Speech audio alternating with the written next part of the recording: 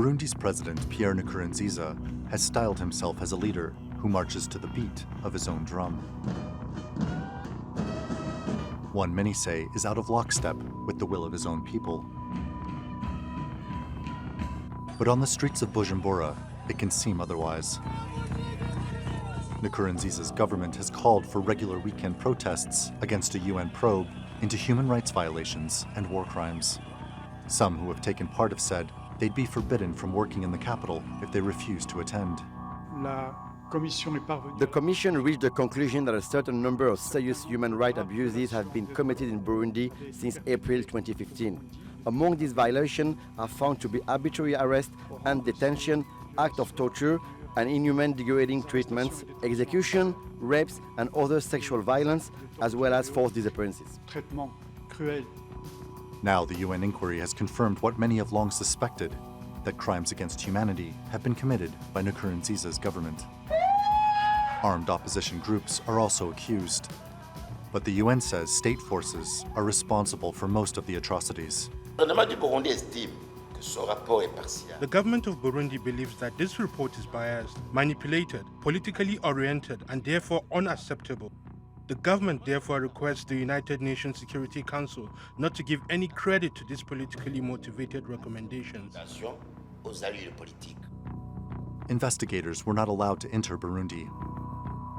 They conducted interviews in neighboring countries, where hundreds of thousands of people have fled. The violence started in April 2015, when the country's constitutional court allowed Nkurunziza to run for a third term.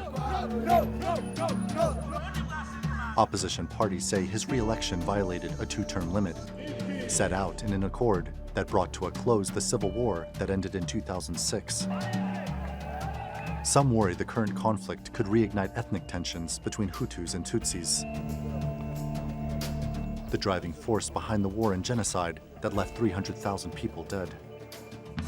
With a number of failed attempts at dialogue, and Nkurunziza suggesting he could run for a fourth term in 2020, many here fear the seeds of a new crisis are being sown in a land fertile for conflict. Randolph Nogel, The Newsmakers. Well, I'm joined now by Joel Nkurabagaya, Burundi's ambassador to Turkey. Sir, it's a pleasure having you on The Newsmakers. I read the UN Human Rights Council's report that they presented to the General Assembly. Yes. They say your government has committed crimes against humanity. Do you accept that? Of course, no. Of course, no. The Human Rights Council and the UN experts are trying always to, to make many different accusations. But anyway, you may know that since 2015, violent demonstrations, which have been followed by the coup attempt, the Human Rights Council and the UN expert released several reports, and these reports are exactly false, are the fake report, because you reject them all? We reject absolutely. Did you read the report? Yes. I mean, my jaw dropped, right, when I read the second paragraph of it, when it said the Commission can confirm the persistence of extrajudicial executions, arbitrary arrests and detentions, enforced disappearances, torture and cruel, inhuman or degrading treatment, and sexual violence in Burundi since April 2015. Most of these violations committed by members of the National Intelligence Service, police, the army, the youth league of the ruling party, commonly known as Imbonerakure. I mean, this is in the second paragraph. It just basically puts it all out there. I mean, there's the report. You can have a look at it, right? You can see why. When I read that second paragraph, I go, this is incredible. This is powerful. They're saying all these unspeakable things happened, and guess what? Nearly every lever of state was involved. Yeah, it's the same as all Burundian people. We are very, very we don't understand why these UN experts... But why all Burundian people? Maybe it's just the government because you're being accused. Why? No, not only the government. When you see, as a citizen, when you see things like this, you cannot... But they interviewed your citizens, more than 500 of your citizens who have fled. So they are 500 from among more than 400,000 who fled the country across the border. They interviewed these people. They spoke about rape, about torture. And point 14 in that report, and you can look at it afterwards, it says the victims were invariably opponents or perceived to be opponents of Pierre Nkurunziza. You know, the good news is that even those Burundian refugees who fled the country during this illegal demonstration, they are now coming back. And they do that more quickly than it was expected. Why? Because they see that all what is being spread by UN experts is just... Why would they want to spread lies about you? What's in it for them? What do they gain out of lying about Burundi? Because, these people who have been involved in these violences in 2015, and then they fled the country. They are now hosted in some foreign countries. These people try to, to work with the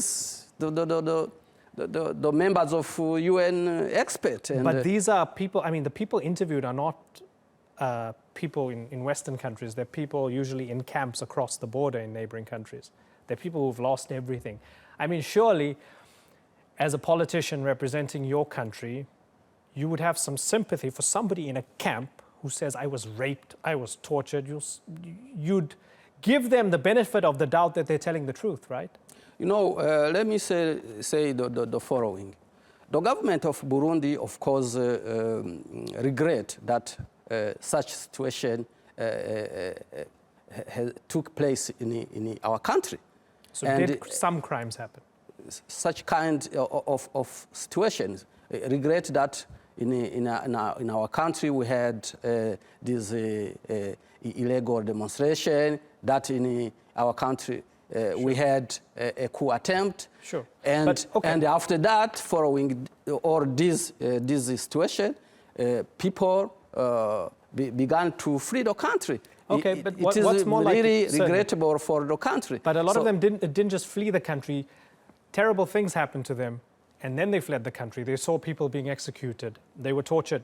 And they name government security services. Of course, you know who was killing the people? Who? The same people who fled the country. Yeah, but it's saying that the victims were invariably opponents. Why would they kill opponents? If you give me the chance to show you the images of people who were burned, sure. you will just okay, it's incredible. But let's look at the timeline, right? Okay, so you have your country, you have President Nkurunziza. He wants to run for a third term. It creates political instability. You have supporters and you have opponents. Fine, right? There's a divisive election. There's a failed coup attempt, right? Mm-hmm. Democratically elected government, failed coup attempt. Mm-hmm. Creates more chaos, terrible things happen, crimes are committed, and now in the year 2017, he has an opportunity. The United Nations Human Rights Council goes and interviews refugees across the border. The refugees speak of terrible things that happened. What's more likely? That timeline makes sense and that terrible things happened, and maybe it's an opportunity now for the government to say, yes, crimes were committed and we need to fix this, or to play the conspiracy card and say the UN is making up stories about it? This is exactly the reason why we why our government rejected this report. Why? Because why they only work on information, false information that they get from refugees, from other people who are involved in these violences. The report says there was no cooperation from the government of Burundi. That's why they couldn't go into the country. As I told you, yes. The UN experts or the Human Rights Council released several reports. And in 2016, for instance, another report has been released. And this, before it came out, the government really cooperated as it was So why did you stop cooperating with them? But what happened? Because you didn't like what they put in the report. I'm sorry? Did you stop cooperating with them because you didn't like what they were putting in the report? No, you know, the cooperation, the government of Burundi is always committed to cooperation. They say there's no cooperation. Yeah, it's committed to cooperation. Why, when we cooperate with them, they don't exploit the information that they get from official? That's a good question, and I'd like to. I'd love to actually ask the UN. Because if you take a look quite carefully on this report, there is no a single space for at least a balanced information. Yes, but they're saying that you weren't cooperating with them. That's why they interviewed more than 500, usually in the refugee camps. Let me ask you first, do you have nothing to hide? We don't have nothing. Okay. Now the ICC wants to investigate potential crimes against humanity that happened during this period between 2015 and 2017.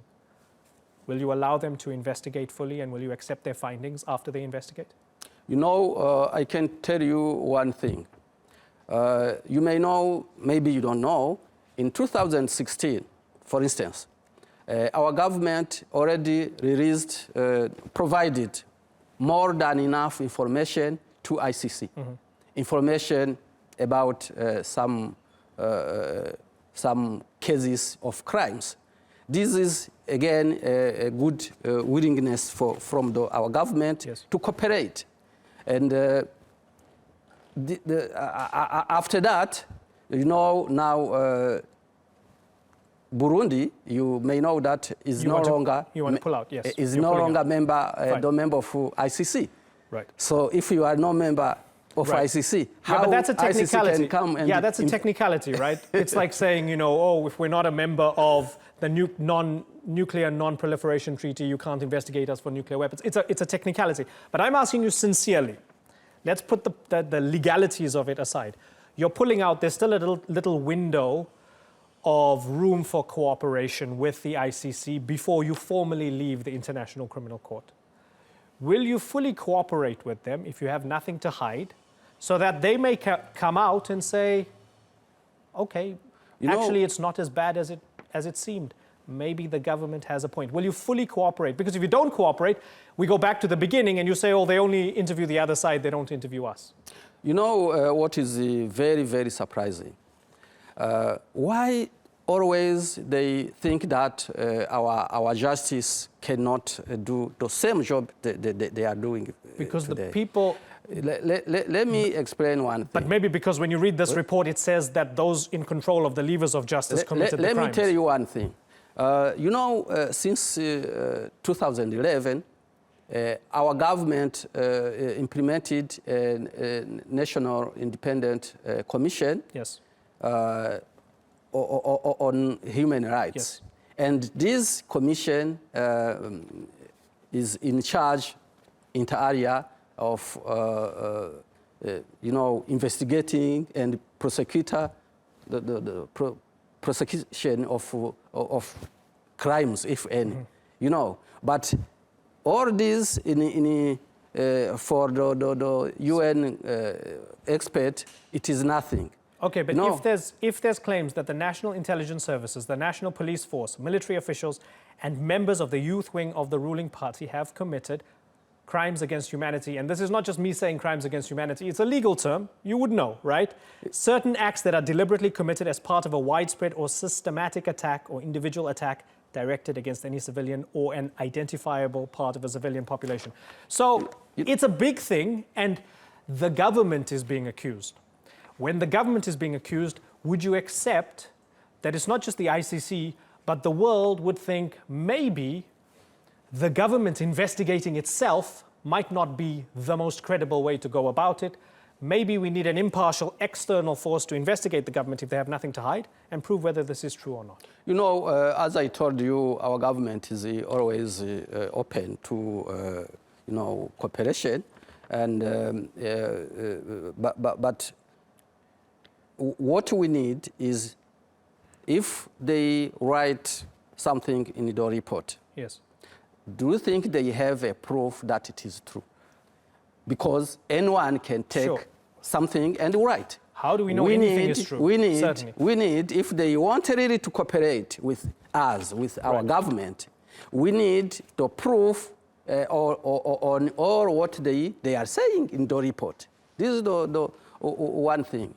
Secondly, if they really want to support a no-violent climate in our country, I think, and it is true, it is better for them and for us to investigate also on those, on the responsibilities of those people who are involved in this situation. Why they don't want to do that? You don't want any external forces to investigate your country?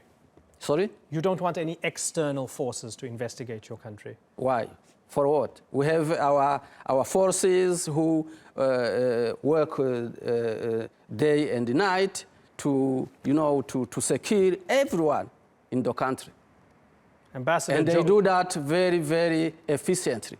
Has the government done anything wrong in the past 2 years? I don't think so. No? I don't think so. Nothing? Nothing. Our government, it is the opposite. We are trying to, you know, we are helping other countries to bring the peace. You know, our forces are participating in peacekeeping in Somalia, in